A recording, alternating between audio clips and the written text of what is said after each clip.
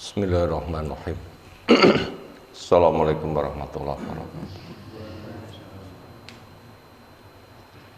Alhamdulillahirabbil alamin alladzi hadana li hadza wa ma kunna linahtadiya laula an hadana Allah. Wa asyhadu an la ilaha illallah wahdahu la syarikalah wa asyhadu anna Muhammadan abduhu wa rasuluh. Allahumma shalli ala Muhammad wa ala alihi wa ashabihi wa man tabi'ahum bi ihsanin ila yaumiddin. Ya ayuhan nas ittaqu rabbakum inna zalzalatas saati syai'un 'adzim yauma tarawnaha tadalu kullu murdi'atin amma arda'at wa tada'u kullu dhati hamlin hamlaha wa taran nasa sukara wa ma hum bisukara walakinna adzaballahi syadid wa ba'du. Wa inna astaqal hadisi kitabullah wa khairal hadyi hadi Muhammadin sallallahu alaihi wasallam. Syarrul umuri muhdatsatuha fa inna kulla muhdatsatin bid'ah wa kulla bid'atin dhalalah kulla dhalalatin finnar. Ayol ikhwah akramanallahu subhanahu wa ta'ala, seolah kita masuk hadis yang ke 258 dari 1000 hadis hafalan. Temanya Maha besar dan maha kuasanya Allah Ta'ala. Karena Nabi Hurairah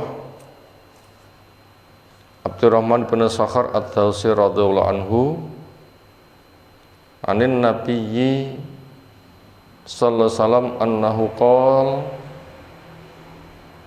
yakbidullahul ardu, Allah menggenggam bumi,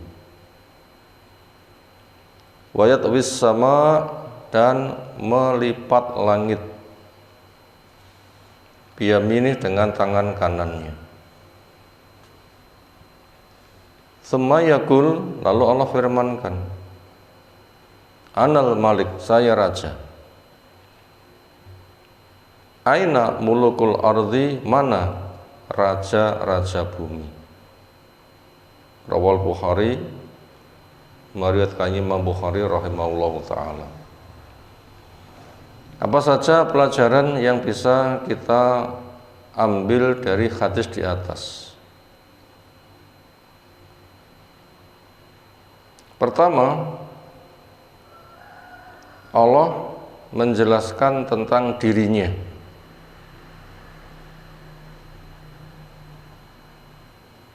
Apa saja kerja Allah yang Allah ceritakan, di antaranya Allah menggenggam, di antaranya Allah melipat,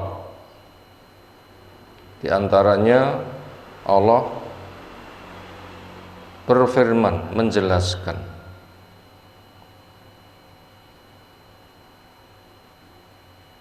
Penyebutan kerja Allah ada kesamaan di dalam penyebutan dengan makhluk.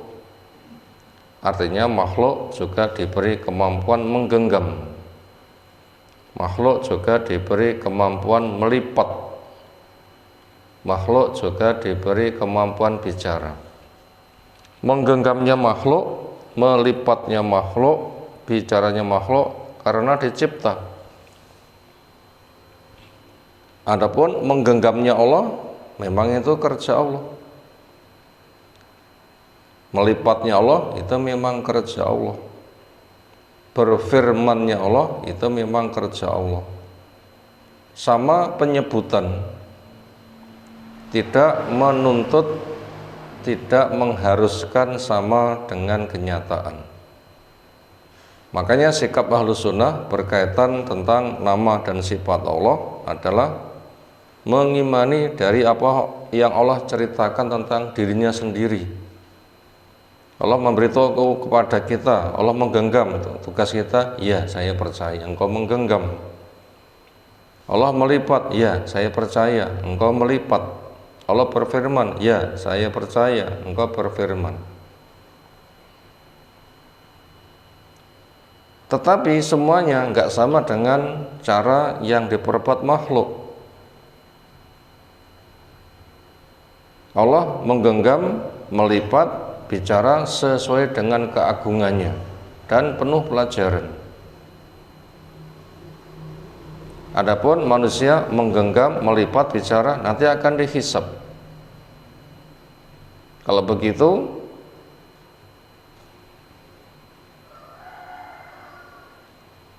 cara yang ada nggak sama. Allah bicara, menggenggam, melipat sesuai keagungan. Adapun manusia dengan kadar dia dicipta. Makanya Ahlussunnah menetapkan tentang Allah, namanya, sifatnya, dipercaya dan dikembalikan sesuai dengan keagungannya. Adapun kalau manusia punya sifatnya sesuai dengan kadar yang ia miliki. Setelah itu diambil pelajaran. Apa hikmahnya Allah menjelaskan dirinya menggenggam? Apa faedahnya Allah menjelaskan dirinya melipat? Apa faedahnya Allah menjelaskan dirinya bicara? Disitulah kita ditugasi untuk mengambil pelajaran, ya nanti kita digiring untuk mengagungkan dan tunduk kepada Allah Subhanahu wa ta'ala. Itu pelajaran yang pertama. Kemudian pelajaran yang nomor 2,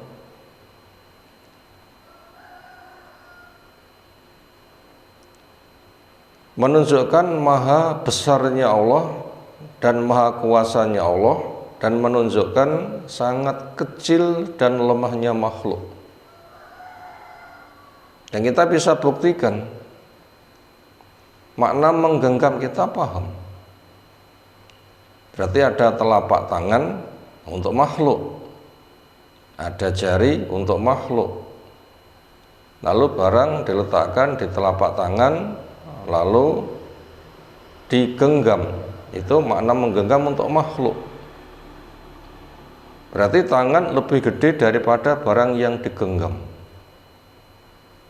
Memahami Allah menggenggam, ya kita kembali kepada makna menggenggam, cuma caranya gimana jangan disamakan. Dan di situ diambil pelajarannya. Bumi sakmono gedene yang kita bisa buktikan. Silahkan keliling desa, keliling kecamatan, keliling kabupaten, keliling provinsi, keliling Indonesia, keliling Nusa Tenggara, keliling benua Asia, keliling dunia secara utuh, akan tampak luar biasa besarnya. Ternyata itu berada pada genggaman Allah. Kita genggam neker, jelas tangan kita besar, neker itu kecil. Kalau bumi digambarkan neker, berarti seperti apa besarnya tangan Allah.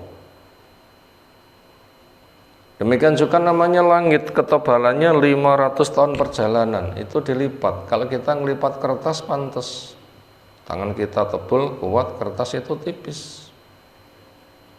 Hanya kelasnya milinan. Berarti sangat tipis sekali, makanya kita mudah melipat kertas. Lalu langit yang ketebalannya 500 tahun perjalanan kok dilipat? Ini menggambarkan, memberitahukan pada kita alangkah besarnya Allah Subhanahu wa ta'ala, alangkah kecilnya makhluk. Maka itu supaya dipahami dan diresapi. Bahasanya makhluk memang sangat lemah dan kecil. Allah adalah zat yang maha besar. Besar zatnya, besar maha kuasanya, besar keagungannya, besar kehormatannya. Itu pelajaran nomor 2. Yang nomor 3, kita melihat sebuah peristiwa ketika tokoh Yahudi dikatakan ahli ilmunya ketemu Nabi SAW yang mengatakan, "Hei Muhammad," berarti dia nggak punya adab karena nggak mengakui Nabi kita menjadi seorang Nabi, maka memanggil dengan namanya langsung. Dan untuk kaum muslimin tidak boleh. Ya Allah berpesan, la taj'alu du'a rasulika du'aikum ba'dukum ba'duh. Janganlah kamu memanggil Rasul seperti sebagian kamu memanggil dengan nama sebagian yang lain. Wahai Fulan, wahai Umar, wahai Ali misalnya. Kepada Rasul tidak boleh. Harus dengan ya Nabi Allah, ya Rasulullah. Itu bentuk takzimnya, penghormatannya. Setelah itu nanti mencintai lalu mentaati. Nah, Yahudi tidak, hanya mengatakan, Muhammad, tahukah kamu bumi berada pada genggaman Allah, langit pada lipat Allah, benda-benda berada pada jarinya Allah. Lalu Allah menggoyang-goyangkan, saya raja, mana raja-raja bumi. Yahudi di depan Nabi ngomong seperti itu. Artinya Yahudi itu tahu membaca kitab akan agungnya Allah, maha besarnya Allah. Ketika mensikapi itu, Nabi SAW itu tertawa sampai tampak gerahamnya. Tetapi Yahudi yang tahu seperti itu, kenapa dia tidak masuk Islam? Padahal mereka mengenal pada Nabi seperti orang tua kenal kepada anak. Akhirnya itu ada urutannya. Ketika Nabi Musa alaihissalam meninggal, generasi berikutnya mereka dibimbing oleh Nabi Isa, ternyata Nabi Isa enggak diimani. Bahkan dituduh anak zina, dituduh perusak. Bahkan mereka kerja keras untuk membunuh, menyalib. Lalu Allah mengangkat menyelamatkannya. Ternyata Nabi Isa menjadi korban.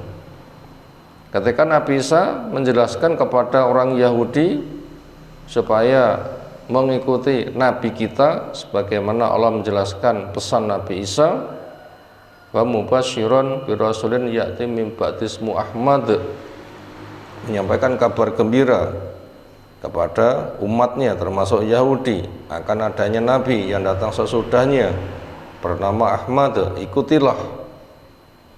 Tapi kenyataannya ketika Nabi kita datang dituduh tukang sihir yang nyata. Walamma ja'ahum qalu hadza sihrun mubin.